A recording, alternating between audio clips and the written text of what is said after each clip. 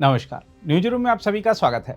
क्या अमेरिकी राष्ट्रपति डोनाल्ड ट्रंप दक्षिण कोरिया को दरकिनार करते हुए उत्तर कोरिया के साथ रिश्ते बढ़ाने की राह पर हैं?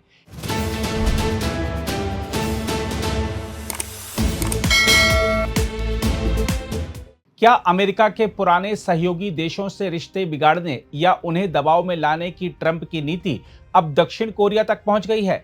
यह सवाल ट्रंप के ताजा फैसले के कारण उठ रहे हैं। हम आपको बता दें कि ट्रंप ने अमेरिका और दक्षिण कोरिया के वार्षिक संयुक्त सैन्य अभ्यास उल्ची फ्रीडम शील्ड का पैमाना घटाने का आदेश दिया है। ट्रंप ने अपने इस फैसले की एक अहम वजह यह बताई है कि ईरान के खिलाफ अमेरिकी सैन्य अभियान में सहयोग करने से दक्षिण कोरिया ने इनकार कर दिया था। ट्रंप के मुताबिक उन्होंने दक्षिण कोरियाई राष्ट्रपति ली जे मियांग से ईरान के मामले में अमेरिका की मदद करने को कहा था। ली ने कथित तौर पर इससे इनकार करते हुए कहा कि सियोल ईरान संघर्ष में शामिल नहीं होना चाहता। इसके बाद ट्रंप ने सवाल उठाया कि जब अमेरिका दक्षिण कोरिया की सुरक्षा के लिए करीब 39,000 सैनिक तैनात रखता है और अरबों डॉलर खर्च करता है, तो फिर दक्षिण कोरिया अमेरिका की सैन्य कार्रवाई में मदद क्यों नहीं करता? ट्रंप ने साफ संकेत दिया कि उनकी नज़र में गठबंधन केवल सुरक्षा प्रतिबद्धता नहीं बल्कि लेन देन का रिश्ता भी है। यही ट्रंप की इस पूरी रणनीति की कुंजी है। उनका तर्क सरल है कि अमेरिका अपने सहयोगियों की रक्षा पर भारी रकम खर्च करता है, इसलिए सहयोगियों को भी अमेरिकी रणनीतिक अभियानों में ज़्यादा योगदान देना चाहिए। ट्रंप ने इसी तर्क को नाटो पर भी लागू किया है और कहा है कि अमेरिका वहां भी सैकड़ों अरब डॉलर खर्च करता है। यानी वॉशिंगटन अब सिर्फ यह नहीं पूछ रहा कि सहयोगी अमेरिका से क्या हासिल कर रहे हैं, बल्कि यह भी पूछ रहा है कि वे अमेरिका के लिए क्या कर रहे हैं। लेकिन दक्षिण कोरिया के मामले में समस्या कहीं ज्यादा गंभीर है। उल्ची फ्रीडम शील्ड कोई सामान्य सैन्य अभ्यास नहीं है। यह उत्तर कोरिया के परमाणु और मिसाइल खतरे के खिलाफ अमेरिका और दक्षिण कोरिया की संयुक्त प्रतिरोधक क्षमता का महत्वपूर्ण हिस्सा है।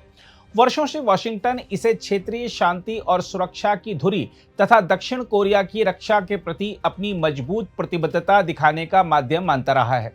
ऐसे में अभ्यास को अचानक छोटा करना सिर्फ सैन्य कार्यक्रम में कटौती नहीं बल्कि गठबंधन के राजनीतिक संदेश को भी कमजोर करता है।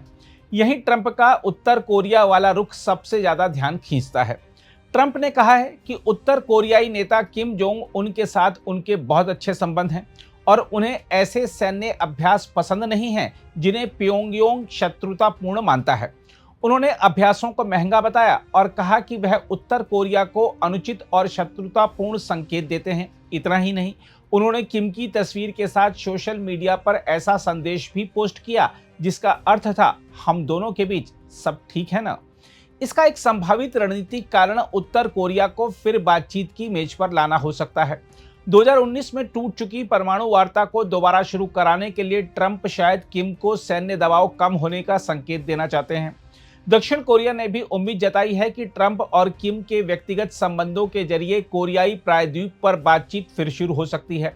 लेकिन समस्या यह है कि किम अब पहले से कहीं अधिक परमाणु हथियारों, मिसाइल परीक्षणों तथा रूस और चीन के साथ सहयोग पर निर्भर है और वह अमेरिका की परमाणु निरस्त्रीकरण की मांग को स्वीकार करने के मूड में नहीं दिखता।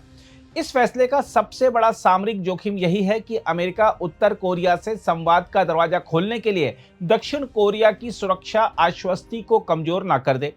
अमेरिकी विशेषज्ञों ने चेताया है कि इससे दक्षिण कोरिया में यह धारणा मजबूत हो सकती है कि अपनी सुरक्षा की गारंटी के लिए उसे खुद परमाणु हथियार विकसित करने पर विचार करना चाहिए। जापान और ताइवान जैसे अमेरिकी सहयोगियों में भी भरोसे का संकट पैदा हो सकता है, जबकि चीन और उत्तर कोरिया को रणनीतिक फायदा मिल सकता है। हालांकि इसे अभी अमेरिका दक्षिण कोरिया गठबंधन के अंत के रूप में देखना जल्दबाजी होगी। अमेरिकी सैन्य अड्डे और मूल गठबंधन संरचना अभी कायम है। साथ ही ट्रंप का यह कदम स्थायी नीति परिवर्तन है या उनका एक और अप्रत्याशित राजनीतिक सामरिक संदेश, यह अभी स्पष्ट नहीं है।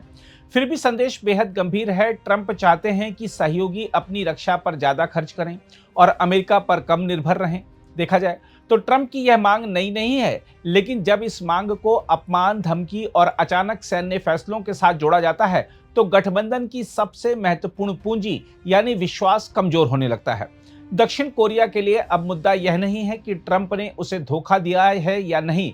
बड़ा विषय यह है कि क्या सियोल अब अमेरिकी सुरक्षा छाते पर पहले जितना भरोसा कर सकता है। और अगर इस सवाल का जवाब धीरे धीरे नहीं होने लगा तो इसका असर सिर्फ कोरियाई प्रायद्वीप पर नहीं बल्कि पूरे एशिया प्रशांत शक्ति संतुलन पर पड़ेगा। अगर आप भी लेना चाहते हैं देश दुनिया की तमाम जानकारी तो आज ही सब्सक्राइब करें हमारे चैनल को। साथ ही नीचे दिए बेल आइकन को जरूर दबाएं ताकि हर अपडेट आप तक पहुंच सके।